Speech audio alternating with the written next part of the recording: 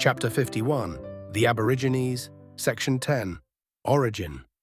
The traditions of the natives afford no clue to their origin.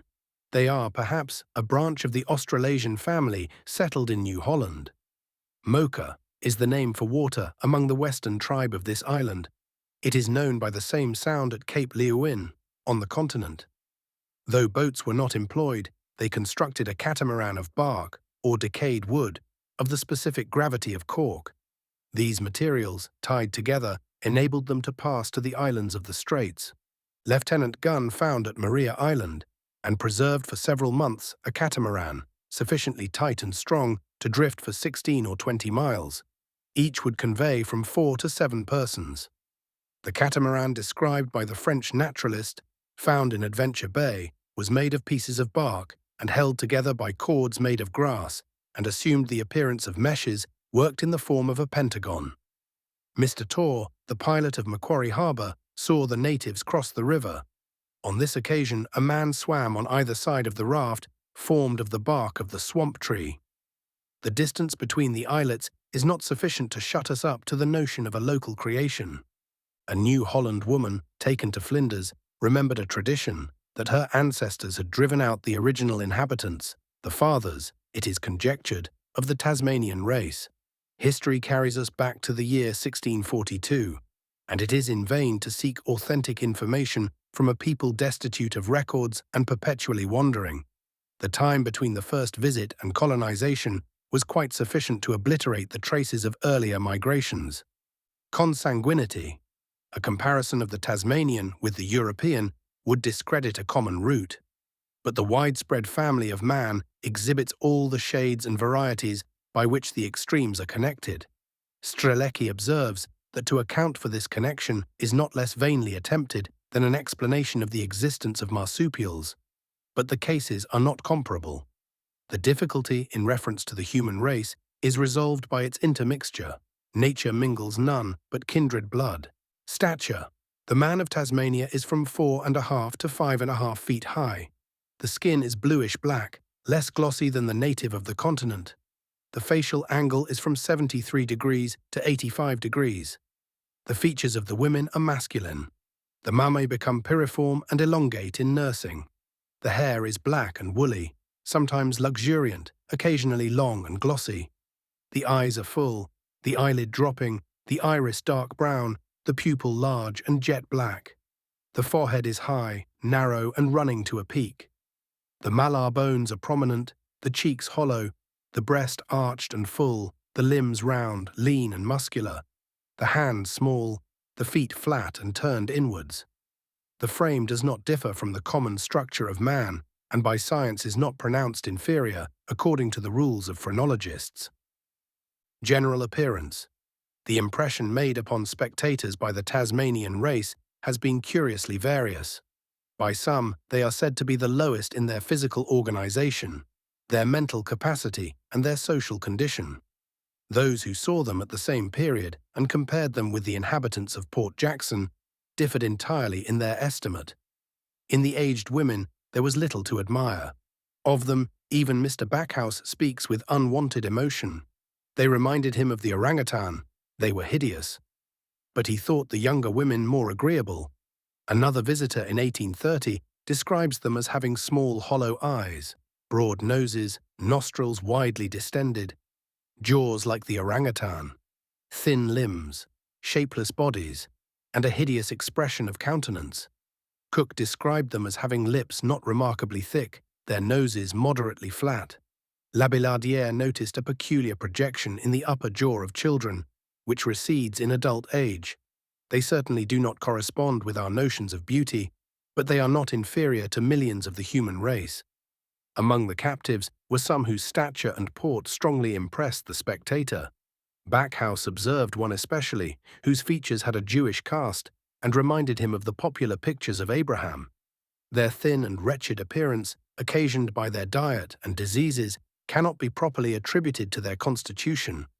Half-starved human beings, unclothed, are ever unpleasing. Those acquainted with populous cities in Europe have often been compelled to recognize in the squalor and emaciation of classes the germs of a new race. The captive blacks, when partially clothed, relieved from anxiety, and supplied with food, soon presented a new aspect, and their countenances were lighted up with cheerfulness and intelligence. Families. Polygamy was tolerated. Women were, latterly, bigamists. Labillardière observed that one man had 2 wives. This philosopher was held in suspense on the comparative happiness of their condition. True, the affections of the husband were divided, but they jointly catered for one man instead of 2. It is said that they courted with flowers. An authenticated fact proves that the female occasionally possessed a negative. Rumata, Bet rejected the addresses of Trigunipunata, Jack, but she learned the worth of his affection. She was crossing a river and became ill. He sprung to her relief and carried her safely to land, and she became his wife. They daily brought game to the residence of the superintendent during his temporary absence, lest, said they, he should want on his return. The woman, having been left behind on recovery, followed the tribe with the newborn infant. The toil of the journey and of the encampment chiefly fell to her lot. She carried utensils of all kinds, except the spears. The infant was slung on the back and suckled over the shoulder. A draftsman, in the company of Cook, drew the portrait of a young female so burdened. The position of the child has been pronounced, without much reason, a proof of low maternal sensibility. Those who have carried children through a journey can only imagine the amount of affection requisite to convey, often more than one, after a tribe in its rapid migrations. Infanticide. Infanticide was not common, although in the latter days, when harassed by daily conflict, the practice was not unknown. It is stated by Lee that they were careful not to increase in number, and that they sold their female children. At a later period, it is said that to suckle puppies they abandoned their offspring. Such facts are not incredible when they relate to individuals, but are scarcely characteristic of a race. All nations have perpetrated infanticide from necessity or pride or barbarism. Infant life is little valued among savages, and female children least. They run the gauntlet of 1,000 perils. Fewer were born than among settled people, and more died in infancy. Uncivilized man is ever harsh in his treatment of woman. The natives of this country were less imperious than those of Port Jackson, where the blows of the waddy solemnized matrimony. Beside the burden of travel, they chiefly hunted the opossum and mounted the lofty trees of the Tasmanian forest. When the man condescended to give part of his spoil, he handed over his shoulder the least delectable pieces to his wife, who sat at his back. Often, however, this indulgence was refused. Mr. Horton records an instance of unkindness, perhaps not general, nor very uncommon. It was noon. The mother, her infant and little boy had been without food all day. The father refused any part of that he had provided. Another of the tribe, however, was more generous. When he handed the woman a portion at Mr. Horton's request, before she tasted any herself, she fed her child. They were often misunderstood, but they were sensible of domestic affections. The tribes were scattered by the last. War, some were captives, others fugitives. 11 were already lodged at Richmond when Mr. Gilbert Robertson brought up 2 others, a man and woman. They were recognized from afar by the party first taken. These raised the cry of welcome. It was a family meeting and deeply moved the spectators. The parents embraced their children with rapture and many tears. Under an engraving of a Van Diemen's Land Woman and Child from a painting by J. Weber, the Journal of Civilization ventures the following: contemplate the appalling picture, see her, in fact, without maternal affection. To such a mother, it would matter little to see her babe fall from her back and perish. The Woman of Van Diemen's Land by the French artist is most lively and maternal. Her child is leaning over her head, its feet resting on her shoulders. She looks up towards it with a strong expression of affection. Labillardière repeatedly remarks the tenderness of the women to their children as very engaging. He also had a theory, but why suppose a black woman below a tigress in the scale of maternity? The law of nature, deadened by circumstances, but which is even strong in the brute, was not inactive in their hearts. In every country, it is individually variable. There is a grave in a garden at Ben Lomond. Mr. Batman, the morning after its little tenant was deposited, walked up to the spot. But although he went at sunrise, one person was earlier, a Tasmanian woman who sat by the grave and wept. It was the mother, half-caste. The half-caste children were oftener destroyed.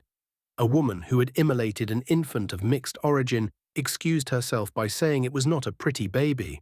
This was, however, far from universal, and more commonly the act of the tribe than of the mother. A native woman who had an infant of this class fell accidentally into the hands of her tribe. They tore the child from her arms and threw it into the flames. The mother instantly snatched it from death and quick as lightning dashed into the bush, where she concealed herself until she made her escape. The injuries she received were, however, fatal. An elder daughter called Miss Dalrymple was the first half-caste child born in the colony. She was remarkably prepossessing, her eyes black, her skin copper-coloured, her cheeks rosy, and her limbs admirably modelled. She was adopted by a settler. A considerable number of such children grew up in the island, but they were neglected by their parents and often inherited the vices or barbarism of both. The females were early debased and presented spectacles of nakedness and misery. When the orphan school was formed, a few children were admitted at the government charge. Of these, a fragment survive. A half-caste couple were married recently at Launceston. The expression of their countenances was extremely pleasing. They had been sent up from the Straits to obtain a legal sanction to their union, and they went through the ceremony with much sensibility. There is a register in St. John's Church, Launceston, of the marriage of an Aboriginal pair in 1829, the first ever celebrated in the face of the church. Tribes. Their tribes were distinct. They were known as the Oyster Bay, the Big River, the Stony Creek, and the Western. There were smaller subdivisions, but those enumerated were divided by dialects and well-established boundaries. Their chiefs were merely heads of families and distinguished by their strength or cunning. They were thought to possess very trifling and uncertain control. It is said that a notorious bushranger, Howe, fell in with a tribe. He assisted his companions in lifting a boat. But as he appeared in command, the chief checked him for lowering his dignity, a sovereign instinct which shows the heart of a true prince. When the chiefs accompanied white men in their sports and were requested to carry their spoil, they often manifested disdain and reluctance. Little is known of their policy, and probably there was but little to be known. The natives lived in harmony with each other, or when they quarrelled, they decided by the weight of their waddies and the thickness of their skulls. The aggressions of other tribes were punished by reprisals, but they rarely pursued a foe. Offences among themselves were treated according to their supposed enormity. The culprit had to stand while a certain number of spears were thrown at him. By this ordeal he was cleared, and the keenness of his eye and the agility of his motions usually enabled him to escape a fatal wound. Faults of slighter consequence were punished without damage. The transgressor was set on the branch of a tree and had to endure the mockery of the bystanders. It may be gratifying to discover such an example in favor of the pillory. Huts. Their locomotion was predetermined, and their encampments regularly chosen, generally on the banks of a river or a lagoon. Each family had its fire, hunted separately, and erected a hut for its own accommodation. On the mountains and beside the seashore, they lodged in caverns, or where these were not found, as in the open country, they reared huts, or rather screens. These were of bark, half-circular, gathered at the top and supported by stakes. In the front they kindled a fire. These huts formed rude villages and were seen from 17 to 40 together. The former number being raised by a tribe of 70, from 4 to 5 must have lodged under one shelter. Some found at the westward were permanent. They were like beehives and thatched. Several such were seen by Jorgensen on the western shore, strong and apparently erected for long use. They drew water for the sick in shells. The robust threw themselves on the bank and drank as they lay. Boiled water was not used in their primitive state. It is said to have been unknown. This is scarcely credible. A heated shell or stone, filled by rainwater, might have discovered the secret. They preserved their fire, usually by carrying a brand. If this was extinguished, they replaced it by going back to their last encampment, where the fuel still smouldered. It is said that they were not ignorant of producing fire by friction. Food. Their appetite was voracious. A woman was watched one day, during which, beside a double ration of bread, she devoured more than 50 eggs, as large as those of a duck. Mr. O'Connor saw a child, 8 years old, eat a kangaroo rat and attack a crayfish.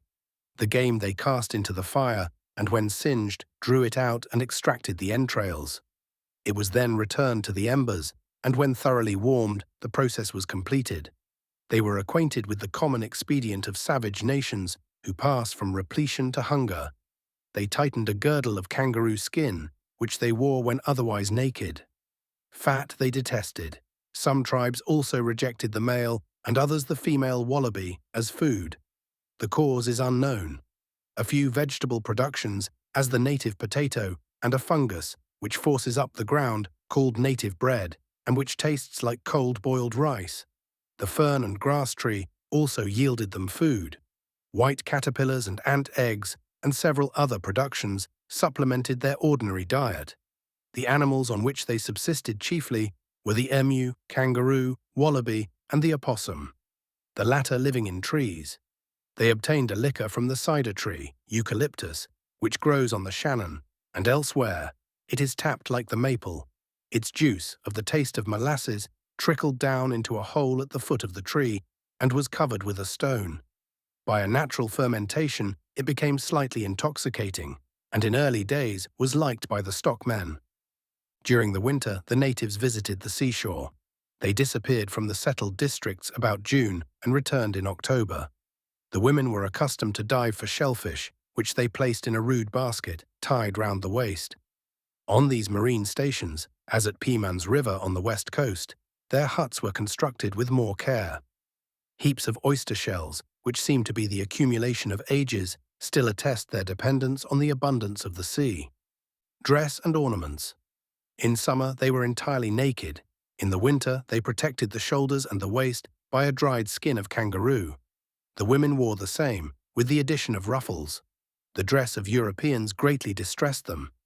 They endured it no longer than their visit, yet they were sensible of cold and could bear less exposure to the weather than Englishmen.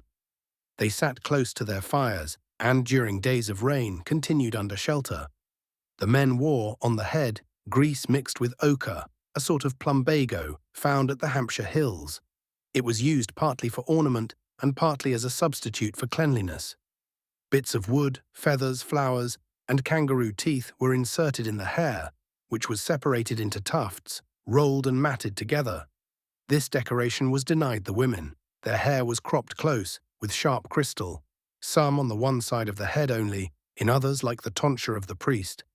They were accustomed to ornament the body by several methods, differing perhaps with different tribes. Patches of ochre and grease formed a considerable portion of their adornment. With a shining mineral, they drew symmetrical lines on the neck, shoulders and face, and various parts of the body. In some cases they resembled epaulets, in others they imitated the eye. They also made incisions, which they kept open by grease till the skin was raised and the process complete. The torment they endured with great fortitude and affected indifference. Penderome, the brother of a western chief, underwent this operation, which was performed by a woman with broken glass. The flesh of his shoulder opened like crimped fish, but he interrupted the process by antics and laughter. They wore a necklace called marina. It was principally composed of pearly blue shells bored by the eye-tooth and strung on the sinews of kangaroo. These shells were cleansed by the acid of wood steam and received a high polish. Arms and implements. Their utensils and weapons were simple. The baskets, formed of grass, described by Furneaux, were not afterwards improved, but they answered the end. The waddy was a short piece of wood, reduced and notched towards the grasp and slightly rounded at the point. The spear, 9 or 10 feet long, was pointed at the larger end, straightened by the teeth, and balanced with great nicety. The spearman, while poising the weapon, held others in his left hand, prepared for instant use. The spear, thus poised, seemed for a few seconds to spin, and it would strike at 60 yards with an unerring aim. Labillardière describes it well. The warrior grasped it in the middle, raised it as high as his head, drew it towards himself with a jerk that gave a tremulous motion at the extremities, which accelerated its progress and tended to support it longer on the column of air. It was darted at 100 paces and remained in a horizontal position for 3/4 of the distance. The children were early trained to the exercise. Lieutenant Breton saw a child, 5 years old, throw a stick through the ring affixed to the wall of the jail with great precision. A chief confined in Hobart Town Jail, taken on the Shannon, exhibited these feats of quickness and strength. He would spring up into the air 5 feet and reel round and round with uncommon rapidity. He threw a broomstick at 12 yards distance through a hole in the sentry box of but little larger diameter, and a lath, cast at 30 yards, pierced a hat through and through. They used no throwing stick or sling. In the estimation of Europeans, their practice in war was savage and cowardly. They do not, like an Englishman, complained a colonial writer, give notice before they strike. The perfection of war, in their esteem, was ambush and surprise, but an intelligent observer sometimes saw considerable cleverness in their tactics. Mr. Franks was on horseback, driving cattle homeward. He saw 8 blacks forming a line behind him to prevent his retreat, each with an uplifted spear, besides a bundle in the left hand. They then dropped on one knee, still holding the weapon in menace. Then they rose and ran towards him in exact order. While they distracted his attention by their evolutions, other blacks gathered from all quarters, and within 30 yards a savage stood with his spear quivering in the air. This weapon, 10 feet long, penetrated the flap of the saddle and the flesh of the horse 4 inches, which dropped on his hindquarters. The rider was in despair, but the spear fell, and the animal recovered his feet and fled. The servant, less fortunate than his master, was found some days after, slain. The attack was well planned and exhibited all the elements of military science. A tribe who attacked the premises of Mr. Jones in 1819 at the Macquarie were led by a chief 6 feet high. He carried 1 spear of a peculiar form and no other kind of weapon. This he did not use, but stood aloof from the rest and issued his orders with great calmness, which were implicitly obeyed. They formed themselves in a half-moon ring and attacked the English with great vigor. The chief was shot, they were struck with dismay, and endeavored to make him stand. They made a frightful noise, looked up to heaven, and smote their breasts. The wars among them latterly, provoked by driving one tribe on the boundaries of another, were not infrequent. As everywhere, women were the cause and object of strife. The tribes to the westward were the finer race. Those from South Cape to Cape Grim had better huts, and they wore moccasins on travel.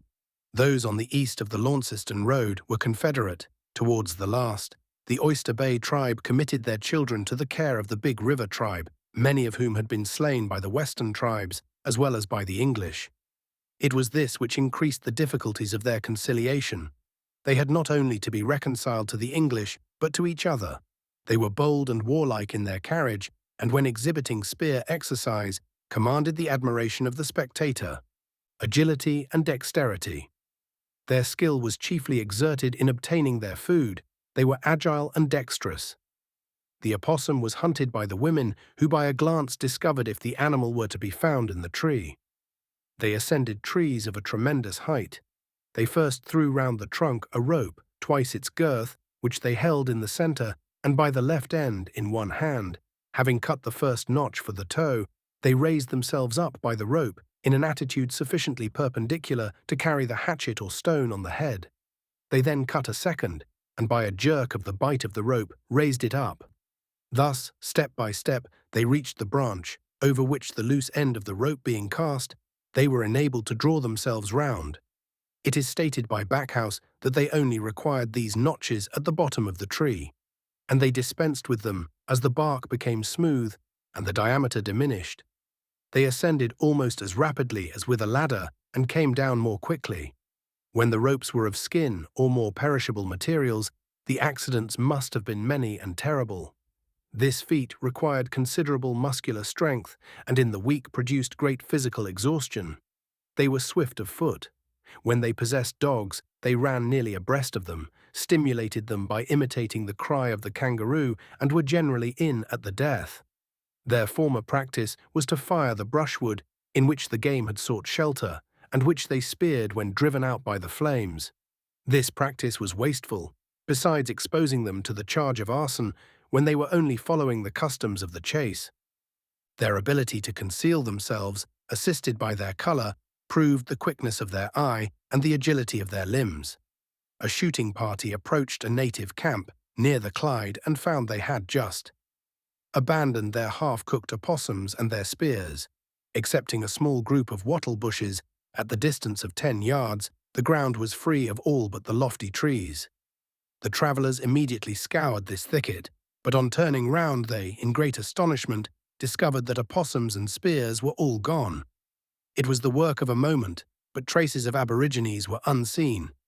Corroborees and dances. Their general assemblies were attended by great numbers.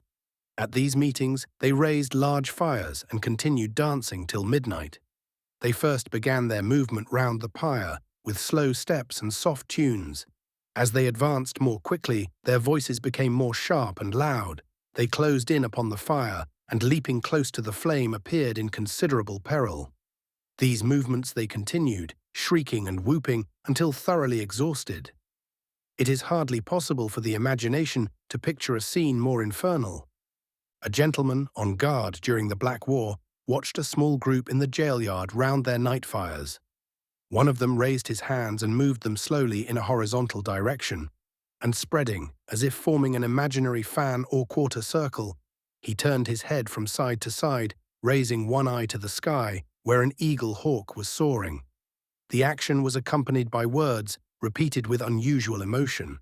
At length they all rose up together and uttered loud cries. The whole action had the appearance of an incantation. The dances were various. The emu dance was intended to represent the motions of that bird. The horse dance, necessarily modern, was performed by their trotting after each other, in a stooping posture, and holding the foremost by the loins. The thunder and lightning dance was merely stamping the ground. Their amusements were childish and boisterous, but they applauded themselves with the invariable phrase, "Narakupa," very good. They felt the encumbrance of clothing when exhibiting their feats. The permission to strip was embraced with great gladness. They gradually wrought themselves into the most extravagant excitement. Their pleasure was in activity. Language.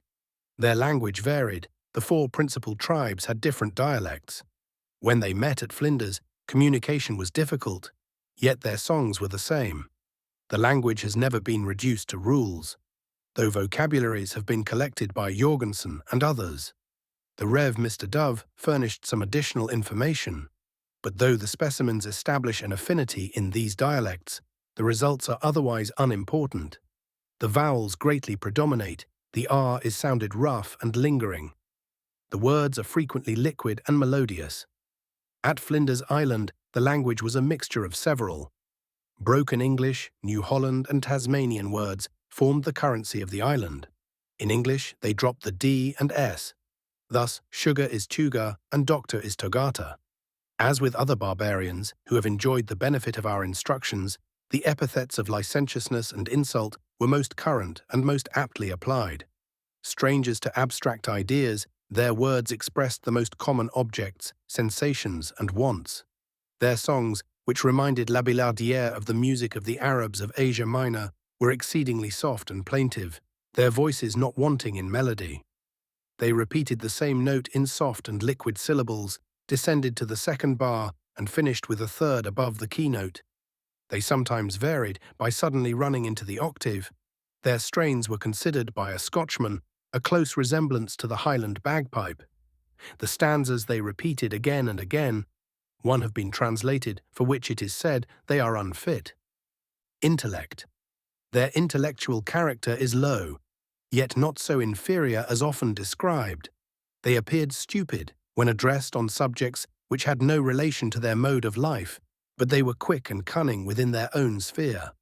A country not producing any animal capable of service, where nothing is sharper than stone, destitute of grain, and of fruits of any value, could be inhabited only by a wandering race. Their locomotion sharpened their powers of observation without much increasing their ideas. In such circumstances, mind may degenerate, but it cannot advance. Some colonists were recently startled by the appearance of a white family from the remote interior. They were found by a surveyor, who at first took them for savages. They had the animal expression of the eye, which is so common to uncivilized people. The inferiority of the Aboriginal mind is not to be denied. Intellectual power is both hereditary and improvable. The exaltation of a generation of men gives the infancy of the next a more forward starting point. What was individual is diffused until it becomes characteristic of the race. They were fond of imitation and humor. They had their drolls and mountebanks.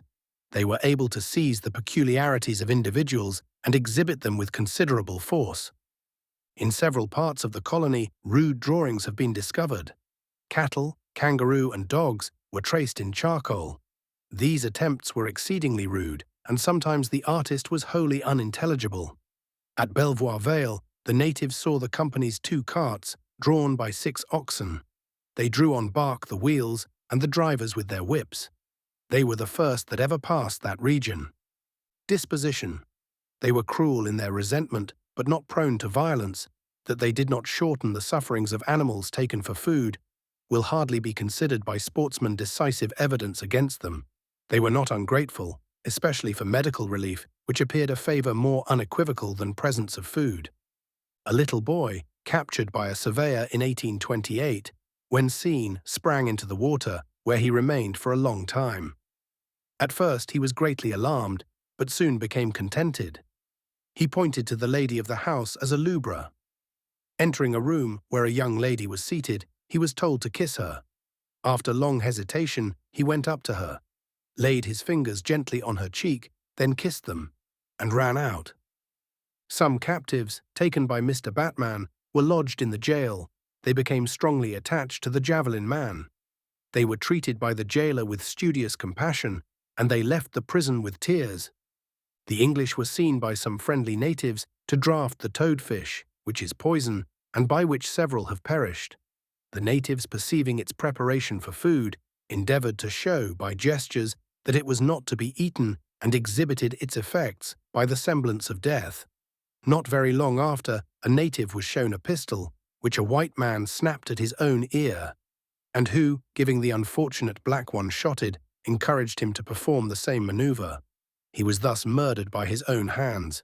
The natives were variable, from ignorance and distrust, probably from mental puerility. Thus, their war whoop and defiance were soon succeeded by shouts of laughter. Religious ideas. Their religious ideas were exceedingly meagre and uncertain. To Mr. Horton's inquiries in 1821, they answered, "Don't know." With broad grins, he was probably not understood. They appear to have had no religious rites and few congenial ideas. They dreaded darkness and feared to wander from their fires. They recognized a malignant spirit and attributed strong emotions to the devil. The feats imputed to his agency do not much differ from the sensations of nightmare. They believed him to be white, a notion supported by very substantial reasons and suggested by their national experience. This idea must have been modern. They ascribed extraordinary convulsions to this malignant power, and to his influence they traced madness. Lord Monboddo might have contrived their account of the creation. They were formed with tails and without knee joints by a benevolent being. Another descended from heaven and, compassionating the sufferers, cut off the tail, and with grease softened the knees. As to a future state, they expected to reappear on an island in the Straits, and to jump up white men. They anticipated in another life the full enjoyment of what they coveted in this. These scraps of theology, when not clearly European, are of doubtful origin. Nothing seems certain, except that they dreaded mischief from demons of darkness. Though they had no idols, they possessed some notions of statuary. It was sufficiently rude. They selected stones, about 10 inches high, to represent absent friends. One of greater dimensions than common, Backhouse observed, that they called Mother Brown. Persons of sanguine minds are apt to attribute to them religious ideas, which they never possessed in their original state. The notion of a spirit, however, exists on the continent. In this, the Tasmanian black participated. Their ideas were extremely indefinite and will not refute or much support the belief that the recognition of a divinity is a universal tradition. The sick. They suffered from several diseases which were often fatal. Rheumatism and inflammations were cured by incisions. The loathsome eruption, called the native leprosy, they relieved by wallowing in ashes. The catarrh was very destructive in certain seasons. A whole tribe on the Huon perished, except one woman. The native doctor said that it was the devil that killed them. The woman described the process by feigned coughing. Their surgery was simple.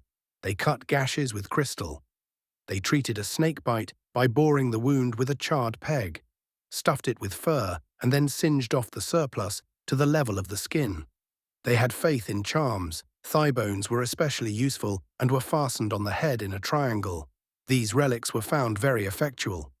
There were some who practiced more than others, and therefore called doctors by the English. One of these feigned inspiration and brandished his club. The sick were often deserted. Their tribes could neither convey them nor wait for their recovery. Food and a lenitive were left within their reach, and when able they followed their kinsmen. The alternative is the terrible risk of a wandering life. This custom was modified by circumstances and sometimes by the relatives of the sufferer. Like the natives of New South Wales, they called to each other from a great distance by the cooey, a word meaning "come to me." The Sydney blacks modulated this cry with successive inflections. The Tasmanian uttered it with less art. It is a sound of great compass. The English in the bush adopt it. The first syllable is prolonged, the second is raised to a higher key and is sharp and abrupt. Funereal. When they felt the approach of death, they were anxious to expire in the open air and requested to be carried forth, even from the houses erected for their use. They believed that the spirit lingers in the body until sundown. The French naturalist, La Billardière, first noticed the burning of the dead. His account was ridiculed by the quarterly reviewers, who suspected cannibalism, but there are proofs innumerable that this was a practice of affection. A group of blacks was watched, in 1829, while engaged in a funeral. A fire was made at the foot of a tree. A naked infant was carried in procession, with loud cries and lamentations. When the body was decomposed in the flames, the skull was taken up by a female, probably the mother. The skull was long worn, wrapped in kangaroo skin. Backhouse observed a couple who carried alternately this ghastly memento of their child. It is said that they deposited several together in final resting places. They were jealous of spectators and took offense if they approached their dead. Bodies not consumed were placed in hollow trees and closed in by underwood. Decomposition being completed in these natural tombs, the survivors carried away the bones. Backhouse saw a striking funeral. A woman died. They built a pile of logs, laid the body thereon, and watched all night. At daybreak they applied the brand. Then, covering their faces with the ashes, which became furrowed with their tears, they sat down and lamented. Just after the capture, an Aborigine told his tribe that his death was at hand. He requested them to prepare the wood for his obsequies while he leaned against a tree, directing their sad labors. He died that night. This is touching, a savage preparing for his funeral with a calm consciousness of his fate, midst the ruins of his fading race. In closing this mournful record, the reader is conscious that the history of the Tasmanian is but the experience of myriads. As an exhibition of providence, it fills us with astonishment, of human passions, with humiliation and sadness. The current of immigration will not be diverted by abstract questions of human rights, nor will states model their policy to preserve the barbarian. But the path of history is clear, and even self-love, which may carefully sift evidence, must not turn from the lessons it offers. The original occupation of this country necessarily involved most of the consequences which followed. Was that occupation, then, just? The right of wandering hordes to engross vast regions, forever to retain exclusive property in the soil, and which would feed millions where hundreds are scattered, can never be maintained. The laws of increase seem to suggest the right of migration. Neither nations nor individuals are bound to tarry on one spot and die. The assumption of sovereignty over a savage people is justified by necessity, that law which gives to strength the control of weakness. It prevails everywhere. It may be either malignant or benevolent, but it is irresistible. The barbarian that cannot comprehend laws or treaties must be governed by bribes or by force. Thus that the royal standard was planted, need occasion no remorse, but though the native had not exclusive natural rights, he possessed the attributes of man, and the government was bound to ascertain his wants and protect his interest in the country.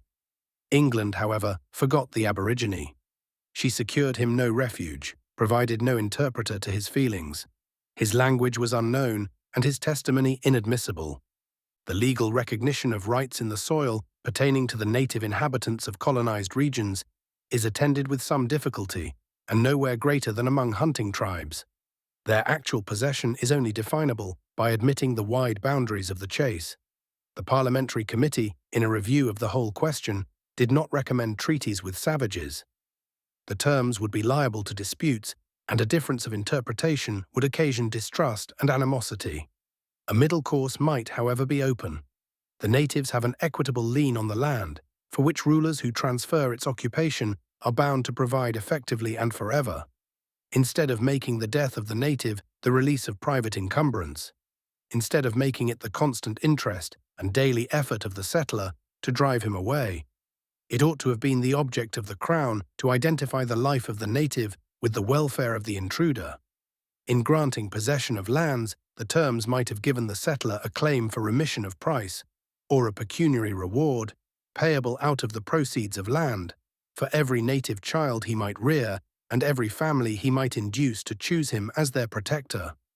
Thus, the shepherd princes would have felt that their interests harmonized with the existence of a race, now regarded with dislike and jealousy. The native police at Port Phillip, suggested originally by Captain Makanoki, is an adoption of this principle. They are useful, and therefore pains have been taken to attach them.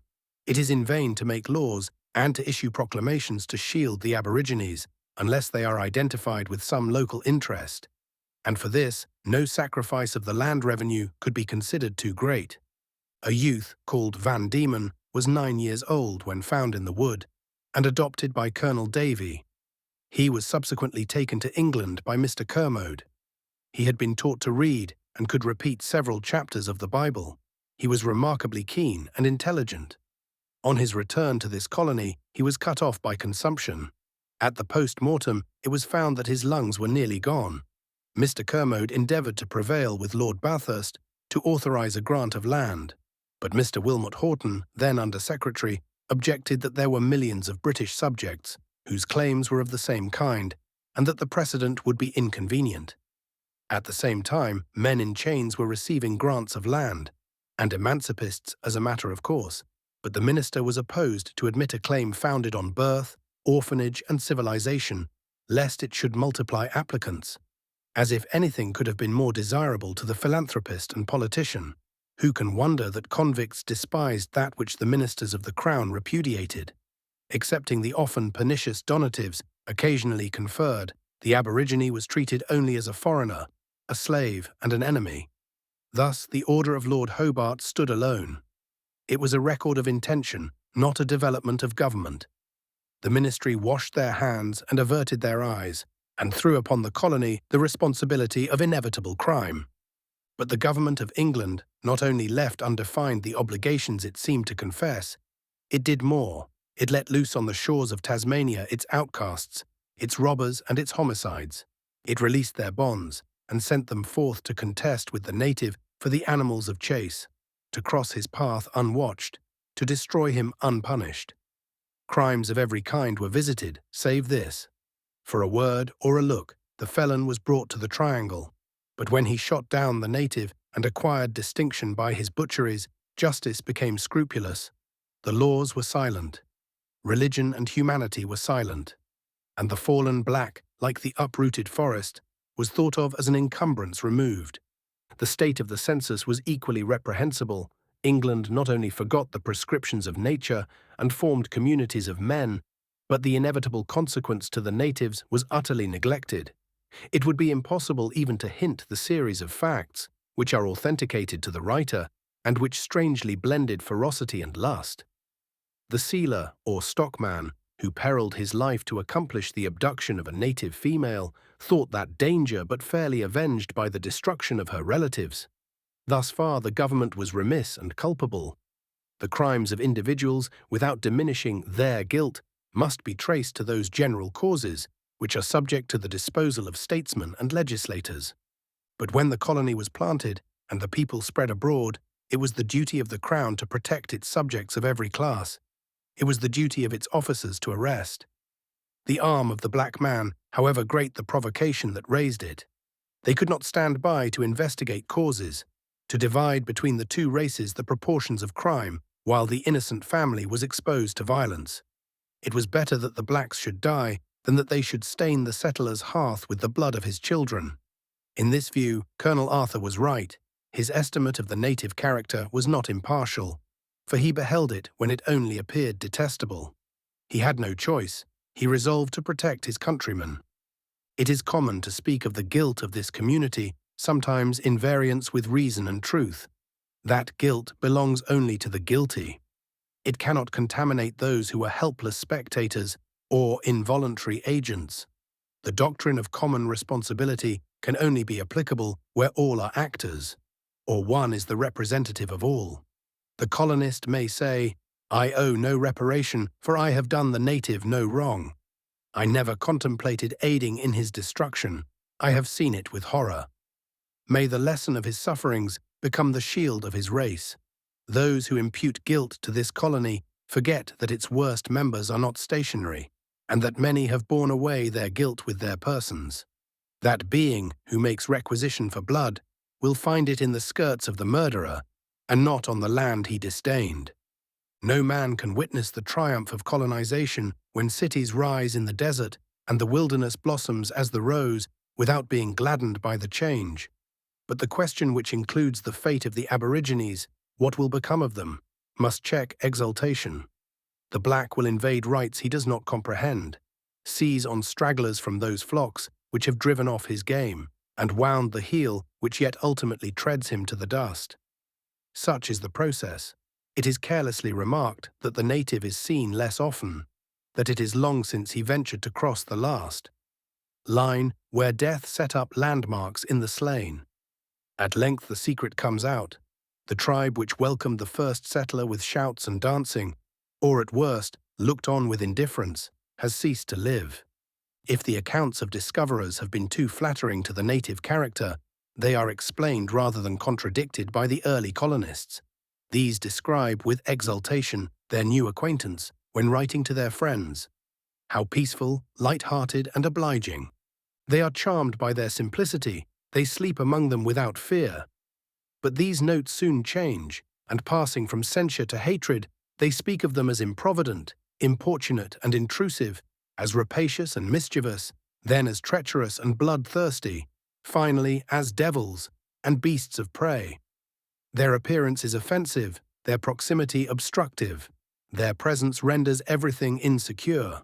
Thus, the muskets of the soldier and of the bandit are equally useful.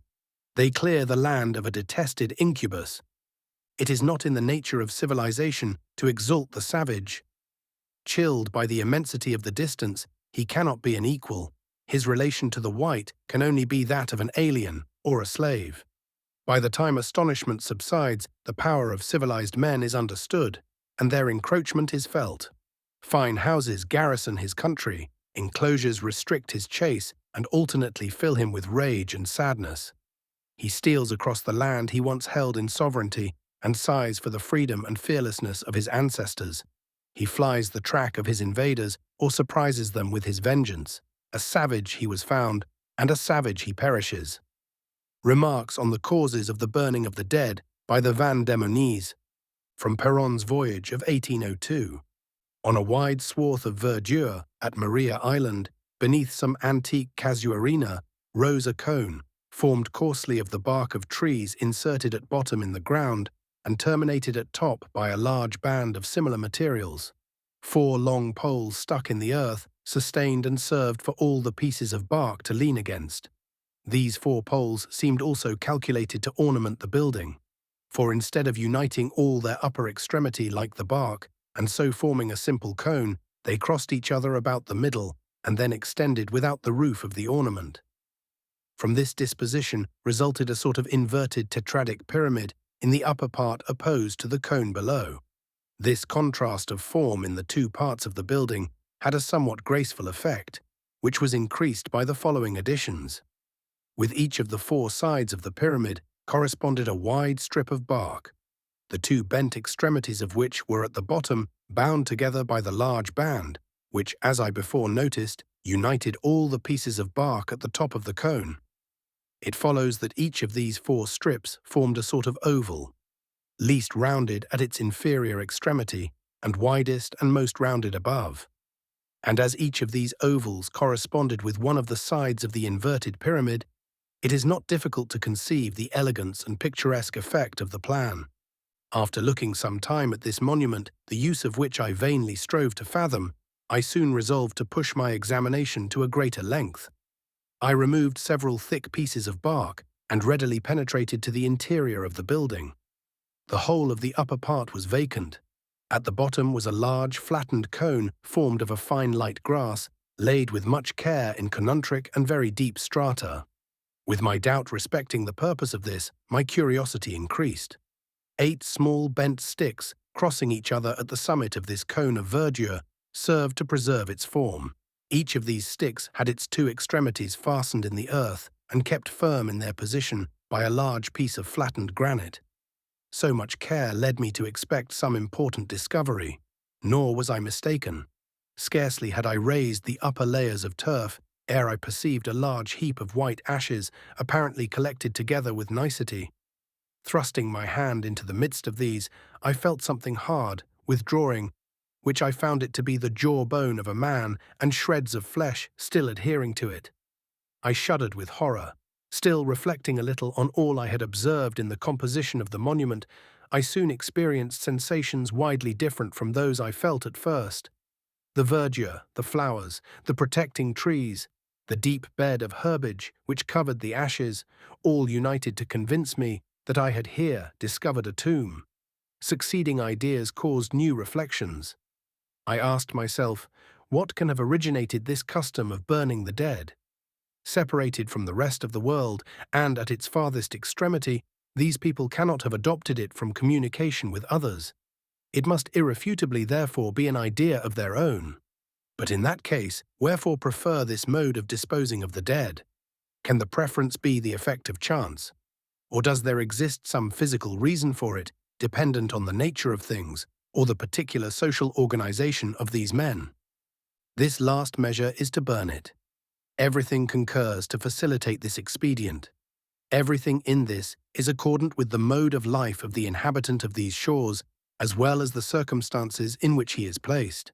Fire, that powerful and terrible agent, their recourse on so many and such valuable occasions, cannot fail of exciting among these people some of those sentiments of veneration, consecrated with the majority of ancient nations by such numerous institutions and religious monuments. Without being deified, perhaps, as formerly it was, fire in these countries is regarded as something superior to the other works of nature, and these first ideas will probably have contributed, not in a trivial degree, to the determination of burning their dead. The requisite materials for the purpose were at hand. Neither calculation nor labor were required for putting the plan in execution. No instrument was necessary, and it prevented taint and the consequent infection. But a few remains of bones would be here after the operation, to cover which the ashes of the fire would be sufficient. The whole ceremony required only a few hours, and prejudices tended to render it reputable and sacred. Thus, then, this practice of burning the dead does not appear to be the effect of mere chance. Accordant with physical and local circumstances, these evidently were the origin of the custom. End of chapter 51. This concludes the Aborigines chapter.